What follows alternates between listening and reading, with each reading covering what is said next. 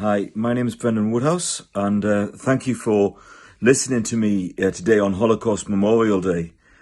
I am a refugee rescue worker, volunteer activist, whatever you want. I drive speedboats and rescue refugees from the central Mediterranean, predominantly also off the shore of Lesbos, for an organisation called Sea-Watch.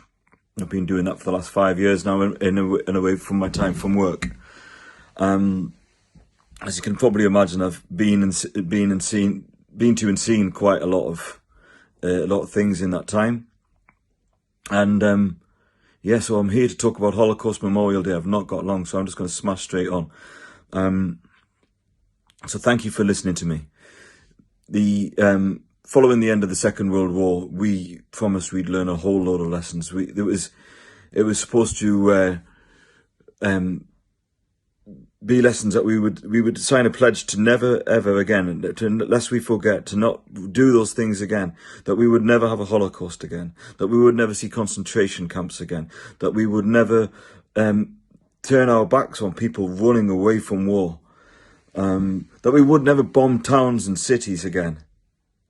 We signed the Geneva Convention, and we signed also the 1951 Refugee Convention, to enshrine those lessons that we'd learned way back then in law.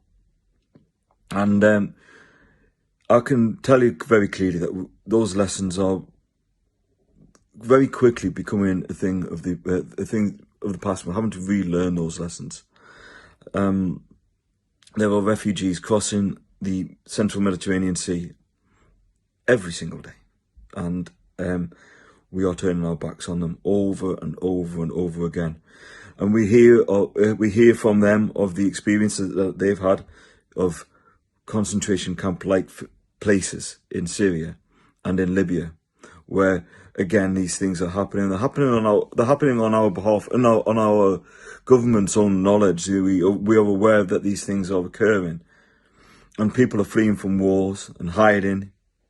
And just like Anne Frank tried to get away and we turned our back on her, we're turning our back on refugees today. And history is important. Holocaust Memorial Day is important because it gives us the opportunity to reflect on what has happened and on the promises that we made to ensure that they wouldn't happen again. And also to spend an eye looking at the present and the future. And if we want to learn those lessons, then it's time to start writing to our politicians and saying that we should welcome refugees now and never repeat those mistakes of Holocaust. And thank you for listening to me.